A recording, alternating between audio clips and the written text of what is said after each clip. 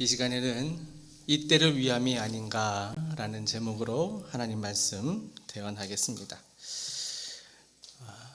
여러분, 밤하늘의 별이 언제 가장 잘 보입니까?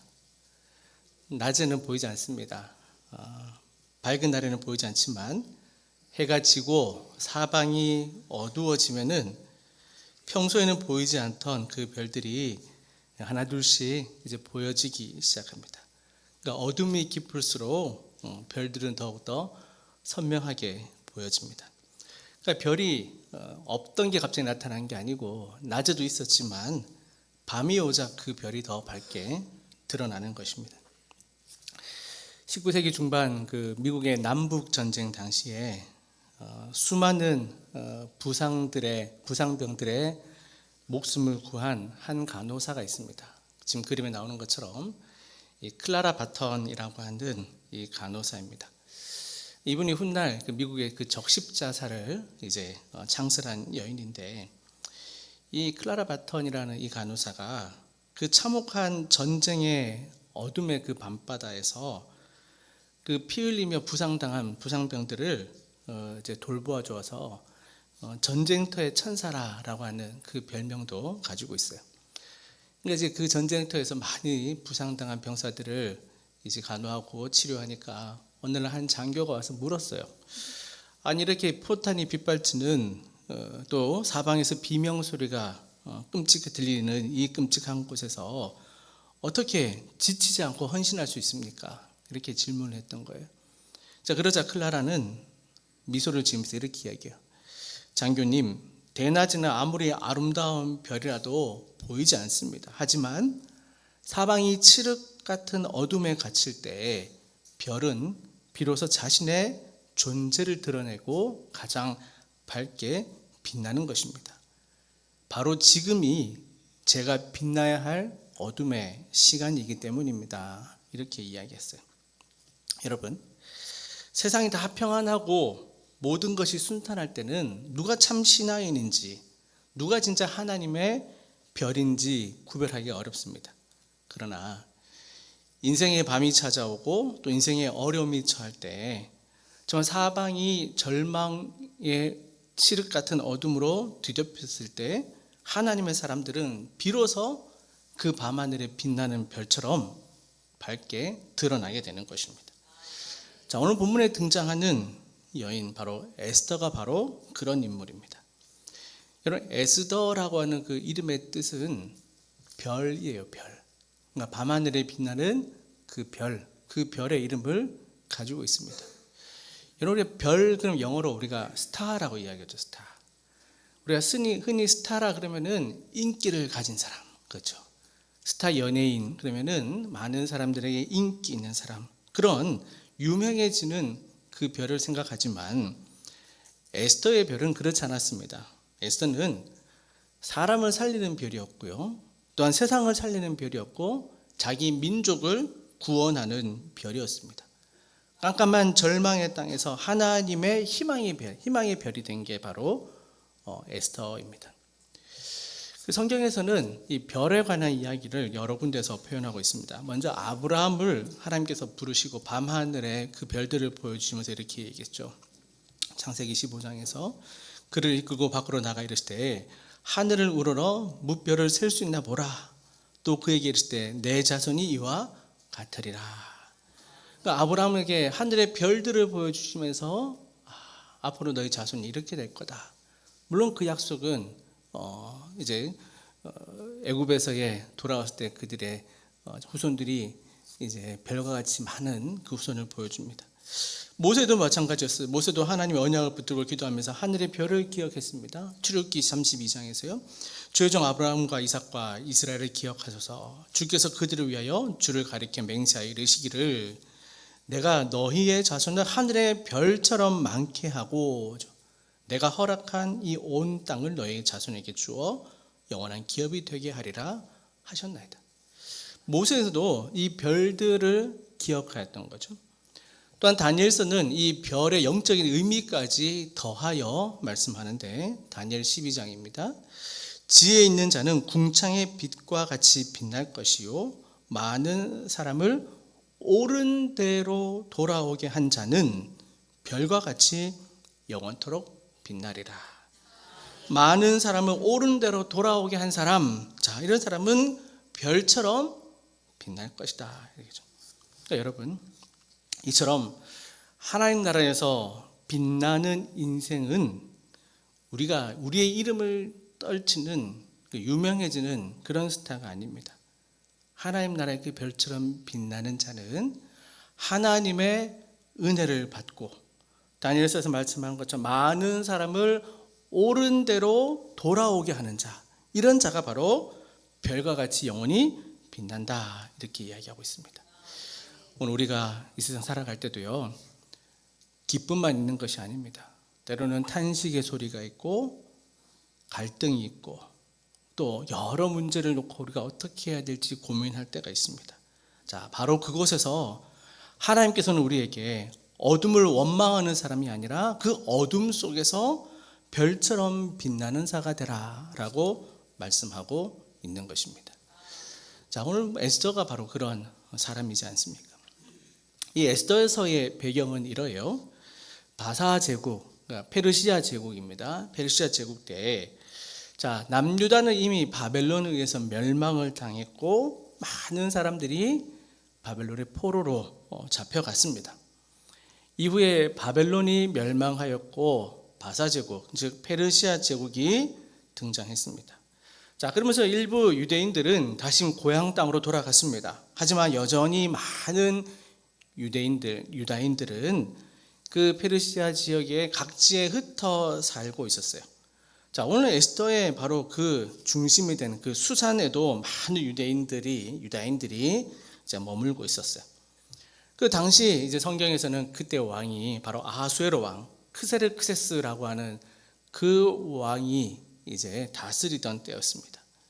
자, 근데 이 왕궁에 하만이라는 사람이 있는데 아주 강력한 권력을 가진 사람이었어요. 그 하만을 성경에서는 보면은 아각 사람이라 이렇게 표현하고 있어요. 아각 사람, 하만 이렇게 표현하는데, 여기서 이 아각이라는 뜻을 한번 짚어보면은 이 아각이란 말이 언제 나왔냐면은 사무엘상에 보면은 그 사울 왕에게 하나님께서 아말렉 왕을 다 이제 진멸하라, 아말렉을 다 진멸하라 했어요, 사울에게. 근데 그때 등장했던 그 아말렉 왕이 아각입니다. 그러니까 이 오늘 이제 그 에스더서에서 아각 사람 하만이라고 하는 것은 이런 거죠. 하만이 오래전부터 하나님과 대적이 된 그 아말렉과 연결된 인물, 그 아말렉의 왕인 그 아각을 이름을 넣어서 아각 사람 하만이라는 것은 이 하만이 하나님과 대적된 사람이다, 이렇게 말하고 있는 거예요. 자, 왕은 하만에게 높은 지위를 줬습니다. 그래서 많은 신하들, 모든 신하들이 왕에게만 절하는 것이 아니라 이 하만에게도 절하게 했습니다. 자, 그런데 문제는 뭡니까? 이 모르드게라는 사람이 하만에게 무릎을 꿇지 않습니다. 그는 하나님을 믿는 사람이었어요. 하만에게 무릎을 꿇지 않습니다. 그러니까 이 하만이 이 모르드게를 보니까 분노하게 되는 거예요. 다른 신하들은 다 자기에게 무릎을 꿇는데 저 모르드게 한 사람만이 나에게 무릎 꿇지 않고 있으니까 이제 분노하게 되는 거예요. 그래서 알아봤더니 이 모르드게가 바벨론 시대 때 포로로 끌려온 유다 사람이다라는 걸 알게 됩니다. 그러니까 이 하만의 마음이, 하만의 이 분노가 모르드게 한 사람에서 그 유다 민족 전체에게로 이제 향하게 돼요. 결국 이제 페르시아 전역에 살고 있는 유다인들을 한날에 죽이라고 하는 끔찍한 조서를 내리게 돼요. 그게 3장 13절에서 이에 조서를 역졸에게 맡겨 왕의 각 지방에 보내니 12째 달 곧 아달월 13일 하루 동안에 모든 유다인들 젊은이 늙은이 어린이 여인들을 막론하고 죽이고 도륙하고 진멸하고 또 그 재산을 탈취하라. 날을 정했습니다. 날을 정하고 이 유다인들은 모두 죽이고 그 재산까지 다 탈취하라, 이렇게 이야기해요. 한마디로 죽음의 날짜가 정해진 상황이에요. 오늘 당장 죽는 것은 아니지만 그 날짜가 하루하루 다가오면서 그 유다인들의 고통은 날이 갈수록 더하여졌습니다. 아침에 눈을 뜰 때마다 그날이 가까워지면서 가족 간의 얼굴을 바라보며 슬퍼하고 그 마음이 무너진 그 심정을 가지고 있었어요. 자, 이 소식을 들은 모르드게는 자, 4장 1절에서 이 모든 일을 알고 자기의 옷을 찢고 굵은 베옷을 입고 죄를 뒤집어 쓰고 성중에 나가서 대성통곡하며, 자기 때문에 자기 민족이 다 죽게 되었으니까 자, 그 옷을 찢고 죄를 뒤집었어요. 그리고 모두게 한 사람만 통곡한 것이 아니었습니다. 3절에도 계속 보면은 유다인이 크게 애통하며 금식하며 울며 부르짖고 굵은 베옷을 입고 제 위에 누운 자가 무수하더라. 그러니까 모르드게뿐 아니라 그 유다인들이 자신들의 그 죽을 날을 바라보면서 애통했다라는 거예요. 이 에스더서에서는 하나님의 이름이 직접 기록되어 있지는 않지만 이 유다 백성들 모두가 무수한 사람들이 애통하며 울며 부르짖었다라는 것을 볼 때, 자, 그들은 정말 누구를 의지하고 있는지 분명 보여주고 있습니다. 바로 하나님을 의지하고 있는 그 유다인들의 모습을 보여주고 있어요. 자, 이렇게 애통하며 부르짖을 때, 이때 모르드게가 에스더를 떠올리게 됩니다. 에스더는 원래 포로 민족의 후손이었고요, 또한 부모를 잃지 여이였습니다. 그래서 그 모르드게의 손에 자라나게 되었습니다. 그러니까 포로 민족의 후손이고 부모 잃은 고아였으나, 자, 인간적인 조건에서는 아무것도 내세울 것 없는 여인이지만 하나님의 섭리 가운데 에스더는 왕후의 자리에 올라간 사람이었어요. 그러니까 포로 민족의 후예고 또 부모님을 잃은 고아였지만 지금 왕궁에서 왕후의 자리에 있다는 거예요. 그러니까 처음에 에스더가 왕후의 자리에 올라간 건 단순한 정말 이렇게 축복처럼 여겨집니다. 고아가 또한 포로 민족 후손이 왕후에 올랐으니 얼마나 놀라운 일입니까? 자, 그러나 위기가 찾아오면 이제 그 자리에 진짜 의미가 드러나게 되는 거예요. 자, 이제 모르드게는 에스더에게 얘기죠. 왕 앞에 나아가서 자기 민족을 살려달라라고 요청을 합니다. 그러니까 그 유다인 민족인 에스더가 왕위에 올랐으니까 왕에게 찾아가서 이 유다인 민족을 살려달라. 자, 그러나 당신은 어떤 상황입니까? 이 아하수르 왕실 때만 해도요, 아무리 왕후라 하더라도 왕 앞에 함부로 나아갈 수 없어요. 왕이 부르지 않고서는 왕 앞에 나아갈 수가 없어요. 왕후라도 왕이 부르지 않았는데 나가게 되면은 목숨을 잃게 되는 것입니다. 그래서 이제 4장 11절 3반절에 보면 왕의 신하들과 왕의 각 지방 백성들이 다 알거니와 남녀를 막론하고 부름을 받지 아니하고 안뜰에 들어가서 왕에게 나가면 오직 죽이는 법이요. 법이 그렇다라는 거예요. 그러니까 왕 앞에 나가는 건 두려운 거죠. 에스더에게도 두려운 것입니다. 이미 에스더는 왕이 자기를 부른 지, 왕을 만난 지 벌써 30일이 지났다 했어요. 그때 모르드게가 그 에스더에게 이 역사적으로 길이 남길 말을 전했지 않습니까? 이 두려움 가운데 있는 에스더에게 남긴 말이 오늘 14절 말씀이에요. 우리 14절 같이 읽습니다. 시작. 이때에 내가 만일 잠잠하여 말이 없으면 유다인은 다른 데로 말미암아 노임과 구원을 얻으려니와 자리를 얻은 것이 이때를 위함이 아닌지 누가 알겠느냐. 아멘. 여러분, 에스더서, 그러니까 우리가 이제 읽은 에스더서 이 책은 깊은 신앙이 담겨져 있어요. 독특하게도 에스더서에서는요, 하나님의 이름을 우리가 발견할 수가 없습니다. 하나님을 직접적으로 표현하지 않습니다.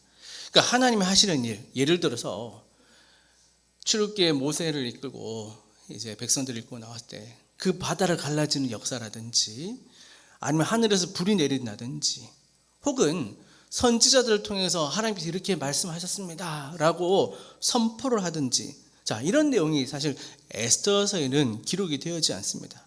자, 그렇지만 모든 장면을 보면은 하나님께서 하시는 그 역사를 우리가 보게 되죠. 자, 그때 이제 모르드게가 했는 말이 뭐예요? 14절 상반절 다시 보면 있잖아요. 이때에 내가 만일 잠잠하여 말이 없으면 유다인은 다른 데로 말미암아 노임과 구원을 얻으려니와, 이렇게 하죠. 만일 이거예요. 모르드게가 에스더에게 이렇게 이야기했어요. 에스더가 만약에 아무런 움직임이 없다 하더라도 하나님은 그냥 침묵하는 것이 아니라 하나님께서는 다른 방법을 통해서라도 하나님의 구원하심의 계획을 분명 이루신다, 이렇게 이야기하는 거예요. 그러니까 하나님께서는 자기 백성을 세운 뜻, 그것을 반드시 이루시는 하나님이다라고 모르드게가 이야기하고 있는 거예요. 자, 그러면서 에스더에게 다시금 묻습니다. 14절 하반절에 보면요, 내가 왕후의 자리를 얻은 것이 어떻게 이때를 위함이 아닌지 누가 알겠느냐. 여러분, 여기서 바로 하나님의 주권과 우리 인간의 사명이 바로 여기 드러나고 있는 것입니다. 그렇습니다. 하나님께서 에스더 없이는 아무 일 할 수 없는 분이 아니라는 거예요. 에스더가 움직이지 않더라도 하나님의 구원의 계획과 하나님의 구원의 방법은 하나님의 뜻 가운데 분명 하나님의 주권대로 이루어진다라는 거예요. 에스더가 왕후가 되기까지 그 걸어온 모든 과정을 모르드게는 바로 이때라라고 이야기하고 있어요. 이때라. 여러분, 우리 인생도 마찬가지입니다. 우리가 지금 이 가운데 서 있는 자리, 우리가 지금까지 와 있는 모든 경험들, 또 하나님께서 우리에게 주신 모든 축복들, 우리의 건강과 물질과 믿음, 이런 모든 것들은요, 나 자신을 위한 것이 아니라 바로 이때를 위해 있는 줄 믿습니다. 어느 날 갑자기 하나님께 우리를 부르시는 거예요. 정말 한 사람을 살리기 위해 우리를 부르시고, 때로는 우리의 한 가정을 살리기 위해 부르시고요, 교회를 살리기 위해 우리를 부르시고, 더 나아가서 이 나라 이 민족을 살리기 위해 우리를 부르실 때 바로 그때를 위해 우리가 지금 부름받은 줄 믿습니다. 바로 이때를 위한 것이다. 여러분, 오늘 말씀을 보면서 저는 한국 교회의 역사를 한번 되짚어 보았습니다. 한국 교회는 지금 많은 선교사님들을 해외에 보내고 있습니다. 우리 교회도 또 네 분의 선교사님을 또 작지만 도움을 드리고 있습니다. 뿐만이 아닙니다. 또 여름 시즌에 많은 비전 트립과 또 전도 여행을 통해 가지고 또 해외 선교 사역을 열심히 하고 있어요. 그리고 우리는 지금 어디서나 성경 말씀을 펼 수 있고 또 주일 어디 가나, 전국 어디 가나 우리가 예배할 수 있는 이 교회가 세워져 있어요. 자, 그런데 이렇게 우리가 마음껏 예배하고 또 말씀을 듣고 또 복음을 전하는 것, 이게 쉽지는 않다는 거예요. 갑자기 일어난 게 아니라는 거예요. 19세기 말 과거 조선시대는 달랐던 것입니다. 마음대로 예배할 수 없었고 또 성경도 우리가 마음껏 볼 수 없었습니다. 1884년 미 북장로교 그 알렌이 조선에 들어오게 됩니다. 자, 조선에 들어와서 당시 개신교가 복음을 전하는 것에 대해서 핍박이 있고 또 자유롭게 할 수 없는 상황이었지만 이 알렌이 의료라고 하는 그 의료 선교를 통해 가지고 이 조선이 조금씩 문을 열게 됩니다. 갑신정변 때 그 민영익, 크게 다친 민영익을 치료하면서부터 이 알렌 선교사는 그 조선 왕실의 신임을 얻게 됩니다. 신임을 얻어서 그 계기로 광해원이 세워지게 되고 이제 그 광해원이 제중원으로 이제 이름을 바뀌게 되고 또 그리고 이제 그 제중원은 루이스 세브란스라는 사람의 그 기부금을 통해 가지고 병원을 짓게 되는데, 자, 그 병원이 바로 지금 세브란스 병원의 전신인 거예요. 한마디로 이 선교 사역을 통해 가지고 의료기관이 세워진 게 되고요.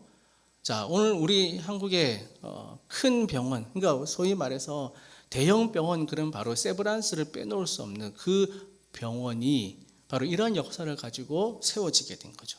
뿐만이 아니에요. 그 다음에 1885년에는 그 부활절에 언더우드와 아펜젤러가 제물포를 통해서 이제 조선에 들어오게 됩니다.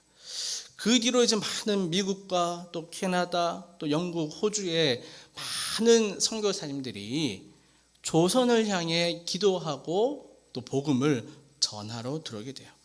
자, 이 선교사님들은 그냥 교회만 세운 게 아니에요. 병자를 치료했고요. 또 아이들을 가르치고 특별히 여성 교육에 대해서 많이 투자를 했습니다. 그때 세워진 학당이 이화학당입니까? 배재학당도 그때 세워졌고, 그러니까 여러 학당들 교육기관이 세워지고 병원이 세워지고 함께 복음의 사람으로 키워갔다라는 거예요. 그러니까 그러나 여러분, 이 선교 역사, 학교와 병원이 세워지지만 여러 건물도 세워졌지만, 자, 그런데 그것을 세우기 위해서는 많은 그 선교사님들의 희생이 있었다라는 거예요. 지금처럼 뭐 비행기를 한번 타면 날아올 수 있는 그런 시간이 아닙니다. 수개월 동안 배를 타고 와야 했습니다. 자, 배를 타고 도착했지만 그곳은 언어도 다르고 음식도 다르고 또 수많은 그 질병의 위험이 도사리고 있는 것입니다. 한번 고향을 떠나왔지만 언제 다시 고향으로 갈 수 있을지 그 기약도 없는 거예요. 자, 그런데도 그들은 이 조선을 향해 왔어요. 조선 사람들이 예수 그리스도를 알기 위해서 복음을 들고 왔다라는 거예요. 그리고 수많은 선교사님 뒤에는 그 선교사님을 돕는 수많은 성도들의 눈물과 기도가 있었다라는 사실인 거예요. 그러니까 이 선교사님들이 당시 그 미국의 선교의 놀라운 이제 폭발적인 열풍이 일어났을 때 미국에서 그 선교로에 나가는 많은 선교사를 돕는 그 성도들 교회의 눈물과 기도와 또한 선교의 헌금이 있었다라는 거예요. 그것이 바로 그 대표적인 그 세브란스를 통해서 제중원이 세브란스 병원으로 세우게 된 거예요. 그 나라 헌금을 보면서 하나님, 저 먼 나라에도 복음이 전해지게 하옵소서, 이렇게 기도했다라는 거예요. 근데 어떤 부모는 이런 거죠. 자기의 아들, 자기의 딸을 조선으로 보내면서 하나님, 언제 볼 수 없지만 하나님께 모든 것을 맡깁니다 라는 심정으로 자신의 아들과 딸들을 선교사로 보냈다라는 거예요. 그들의 헌금과 그들의 기도가 이제 바다를 건너 조선에 도착하게 됐어요. 그런데 조선의 상황은 어떻습니까? 이 땅에 선교사님들이 왔는데 많은 선교사님들이요 질병으로 목숨을 잃었고, 또 많은 그의 선교사님들의 자녀들 또한 어린 나이에 생을 마쳤던 거예요. 조선 사람과 함께 살고자 또 복음을 전해왔다가 자신의 목숨까지 내놓았던 건 아닙니까? 여러분, 우리 교회를 세운 민노아 선교사님도 마찬가지예요. 우리나라 조선에 와서 두 자녀를 잃었어요. 어린 자녀도 잃고 또 그 아내도 먼저 하나님께 보내드렸습니다. 결국 이 민노아 선교사는 조선을 떠나지 않고 끝까지 이 민족에 복음을 전했고 이 조선 땅에 묻혔던 거예요. 여러분, 그들이 가지고 온 건요 돈과 지식만이 아니었어요. 자기의 시간과 또 젊음과 삶을 가지고 왔어요. 그리고 무엇보다도 예수 그리스도의 복음을 가지고 왔다라는 사실인 거예요. 그 수많은 선교사님들 비롯해서 또한 우리 한국교회 초대 또 많은 우리 믿음의 선조들 통해서 이 교회가 세워졌다라는 사실인 거예요.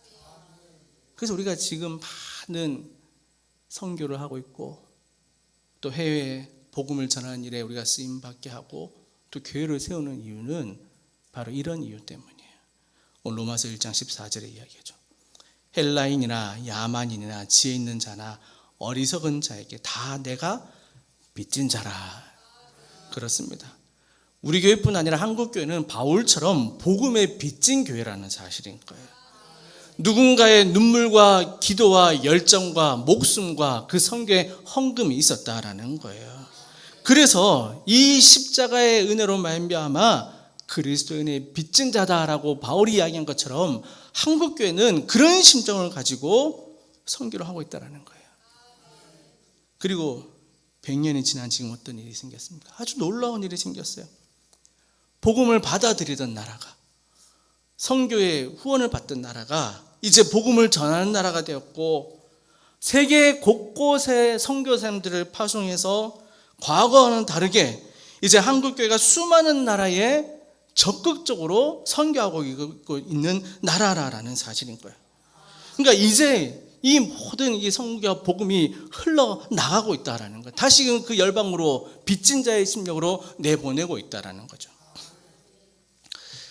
자, 그런데 여러분, 얼마 전에 제 마음을 무겁게 하는 뉴스를 접하게 되었어요. 한국 교회가 해외 선교사들 또 선교지에 보내는 그 선교비에 대해서 세법으로 증여세를 부과하겠다라는 그 뉴스를 보게 되었어요. 저도 그 뉴스를 보는 순간 이게 사실인가 싶을 정도였어요. 물론 한국 교회가 이 빚진 자의 심정으로 오랫동안 또 선교사를 돕고 또 선교사를 파견하고 또 해외 여러 가지 또 복음을 전하는 일에 우리가 쓰임 받았습니다. 그런데 분명 우리가 이제 복음을 전해 쓰임 받았는데 물론 교회는 국가에 그 세워진 법과 질서를 분명히 따라야 됩니다. 교회도 정당하게 감당해야 할 부분은 감당해야 돼요. 그러니까 우리가 세금 내야 될 부분은 세금을 내야 되고 책임을 져야 할 부분은 분명히 성실하게 책임을 져야 돼요. 예수님께서 말씀하신 게 뭡니까? 마태복음에서 말하죠. 그런즉 가이사의 것은 가이사에게, 하나님의 것은 하나님께 바치라 하시니 하죠. 그렇습니다. 교회 역시 재정을 투명하게 해야 되고요. 또 선교의 헌금, 그 본래의 목적대로 바르게 쓰임 받아야 돼요. 자, 그러나 우리가 동시에 생각해야 될 것이 있습니다. 정상적으로 선교사님을 돕고 또 선교 헌금을 보내는데 예상치 못한 세금을 부과하게 된다면은 그 다음에 어떻게 되냐라는 거예요. 정상적인 선교를 할 수 있겠냐라는 거예요. 그 세금의 부담으로 해서 위축이 되는 거예요. 여러분, 이건 단순히 돈의 문제가 아니에요. 그러면 돈을 더 모아서 우리가 보내면 됩니다, 이렇게 생각하게 되지만 여러분, 이 재정의 끝에는요 선교사님이 있고요, 또 그 선교 헌금이 가는 곳에는 선교하는 선교지의 교회가 있고, 더 나아가서는 그 선교지의 그 복음을 기다리는 귀한 생명의 영혼들이 있다라는 사실인 거예요. 그러니까 이 세금이 부과된다는 것은 복음을 전하는 선교 활동에 위축을 줌으로써 선교사들과 또 교회와 그 영혼들을 향하는 그 복음의 진리가 줄어들 수밖에 없다라는 사실인 거죠.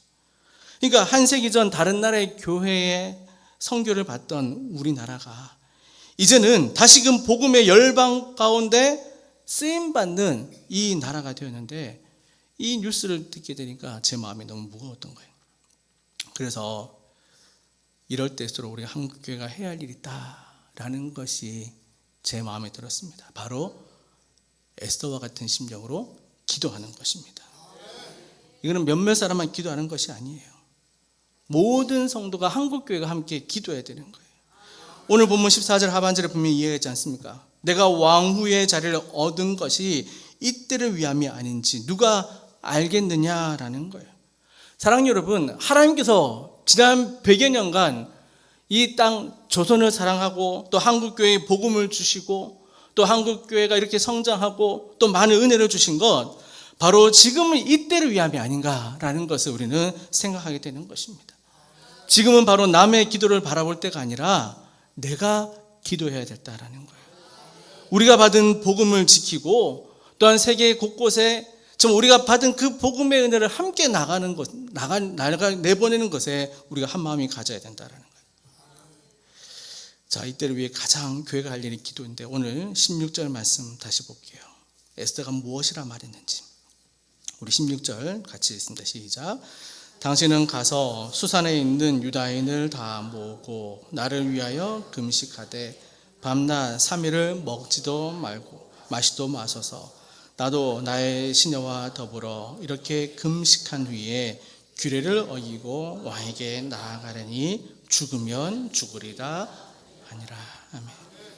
자, 모르드게의 말을 들은 에스더의 대답이에요.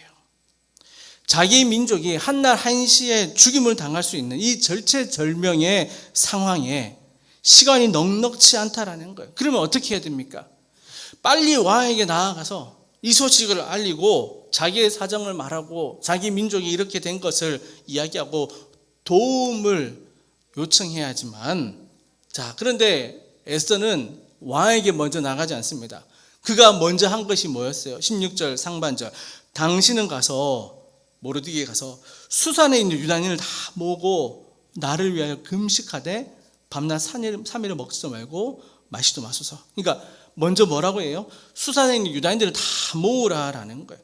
그러니까 이 민족의 위기 속에서 한 사람만 기도할 것이 아니라 같이 기도하자라는 거예요. 그러니까 먼저 금식한다라는 게 뭡니까? 하나님의 도움을 구하고 기도한다라는 거예요. 자, 에스더는 왕후였습니다. 왕으로서 왕과 가까운 자리에 있었지만 무엇보다도 한 민족이 같은 마음으로 기도하기를 원했다라는 거예요. 즉 하나님을 더 의지했다라는 사실인 거예요. 사랑하는 여러분, 바로 이것이 바로 이때를 살아가는 저와 여러분의 모습이 되어야 될 줄 믿습니다. 그러니까 우리가 어려운 일을 만났을 때 가장 먼저 해야 될 게 뭐예요? 한탄하거나 원망하거나 좌절하는 것이 아니라 먼저 기도해야 된다라는 사실인 거예요. 한국교회가 그랬어요. 우리 믿음의 선조들이 그랬어요. 어려울 때마다 기도했어요. 그 차가운 마룻바닥에 무릎 꿇고 앉아서 기도했다라는 거예요. 또한 우리가 선교를 하면서 우리가 그냥 선교비만 보내는 게 아니에요. 매달 선교비를 보내면서 기도하면서 보내는 거예요.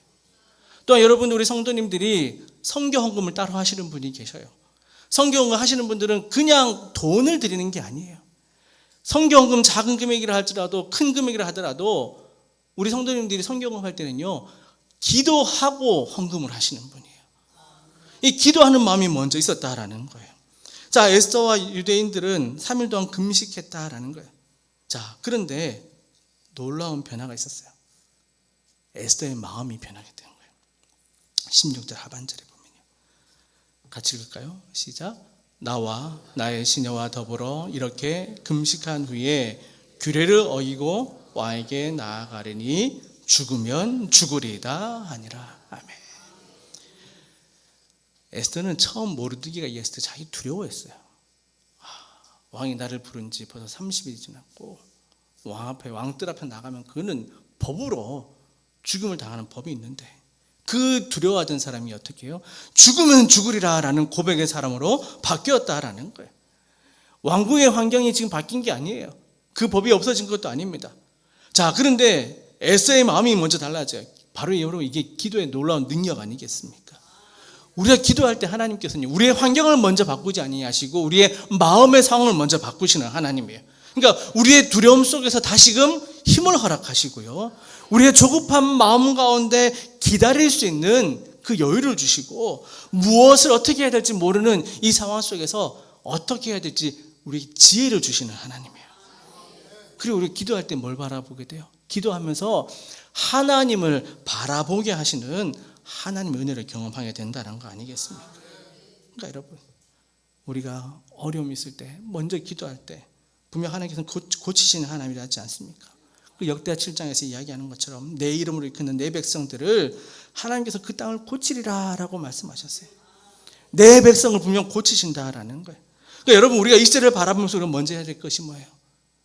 함께 기도하는 마음을 가져야 된다는 거예요. 그럼 더 놀라운 일이 생긴다는 거죠. 믿음으로 결단하겠다라는 거예요. 그 에스더의 그 고백, 죽으면 죽으리라라는 고백, 어떻게 보면 이것이 설교의 제목과 같은 것이지만 오늘 제목은 뭐예요? 이때를 위함이 아닌가라는 거예요. 바로 그 에스더의 대답인 것입니다. 바로 하나님께서 그 일을 또 죽으면 죽으리라라는 사명 가운데 그 다음 놀라운 일이 생기는데 그 다음 어떤 일이 생기지 아십니까? 6장 1절에 넘어가 보면은 6장 1절을 보여주세요. 그날 밤에 왕이 잠이 오지 아니하므로 명령하여 역대 일기를 가져다가 자기 앞에서 읽히더니 라고 했어요. 아직까지 아무런 일이 없었습니다. 그런데 어느 날 왕이 잠이 오지 않는 거예요. 잠이 오지 않아서 이제 신하에게 자, 역사책을 가져와서 읽어봐라 라고 했더니 자, 왕이 잠을 못 이루는 그 밤에 한밤중에 그 민족의 운명이 바뀌기 시작하는 거예요. 왜 하필 그날 밤에 왕이 잠이 오지 않았을까? 왜 왕에게는 많은 책들이 있는데 그 많은 책들 가운데 역대일기를 가져라 했을까? 왜 수많은 기록들 가운데 모르드게가 자기 생명, 그 왕의 생명을 구했던 그 기록을 읽게 되었을까? 자, 성경은 그 과정을 기록하지 않습니다. 그러나 분명한 것은 바로 이거예요. 에스더가 움직이기 이전부터 하나님께서는 이때를 위해 준비하고 있었다라는 거예요. 에스더의 마음을 움직이게 한 것도 하나님이 하신 일이지만 하나님께서 그 왕의 마음까지 움직였다라는 사실인 거예요. 여러분, 이게 바로 하나님의 역사라는 사실인 거예요. 그러니까 여러분, 오늘도 하나님의 일은요, 순종하는 자를 통해서 이루어가는 줄 믿습니다. 한 사람의 기도를 통해 사용하여 주시고 우리의 헌신을 통해 사용하여 주시고 무엇보다도 믿음의 결단을 통해서 우리 가정을 살리시고 교회를 살리시고 이 땅을 살리시고 세계 복음 모든 곳곳을 살려주는 줄 믿습니다. 오늘 시작하면서 별에 대해서 이야기했습니다. 별, 밤하늘에 빛나는 별은 지금도 별은 떠 있습니다. 다만 보이지 않을 뿐이에요. 어두워지면 더 잘 보입니다. 어두워지면 그 별이 더 드러나게 되는 거예요. 에스더의 삶이 그랬어요. 어두운 그 시대, 이제 그 유다인들이 다 죽음의 날짜를 정해진 그 시대에 에스더는 별과 같이 빛나게 되었던 거예요. 자, 그러나 오늘 우리에게도 마찬가지예요. 에스더가 자기 민족을 구원한다라고 생각하지 않아도 하나님은 하나님의 방법대로 일을 행하시는 분이에요. 그러나 16절 하반절 다시 보면요, 나도 나의 시내와 더불어 이렇게 금식한 후에 규례를 어기고 왕에게 나아가려니 죽으면 죽으리라 라는 마음, 자기가 할 수 있는 것, 자기가 이때를 위함이라는 것, 왕후의 자리가 오른 것이 바로 이때를 위함이라는 것을 알고 이 민족을 위해서 나가는 그 에스더를 통해서 밤하늘에 빛나는 별과 같이 사용하고 있다는 거죠. 오늘도 마찬가지입니다. 100여 년 전 누군가의 기도와 또 먼 나라 어느 교회의 그 성도님들의 또 작은 선교 헌금을 통해 가지고 한국 교회가 세워지게 되었고 또 지금까지 또 성장하고 또 하나님의 은혜로 부흥하게 되었습니다. 그리고 이제는 우리가 다시금 기도하고 선교비를 보내고 복음을 다시금 열방으로 흘려보내고 있습니다. 바로 지금까지 이만큼 은혜를 주신 것, 바로 이때를 위함인 줄 믿으시기 바랍니다. 내가 있는 자리에서 우리가 기도하고 결단하고 무엇보다도 하나님께서 맡겨진 이 충성의 자리에서 귀하게 별과 같이 쓰임받는 우리 믿음의 성도들 되길 축복합니다. 밤이 깊어갈수록 별이 더욱더 빛나는 것처럼 이 시대를 바라보며 에스더에게 주셨던 그 마음처럼 또한 우리 또한 이때를 위함이라 라는 마음으로 이 시대에 믿음의 귀한 역사를 썩어내려가는 저 여러분 되기를 주님의 이름으로 축원합니다. 기도하겠습니다.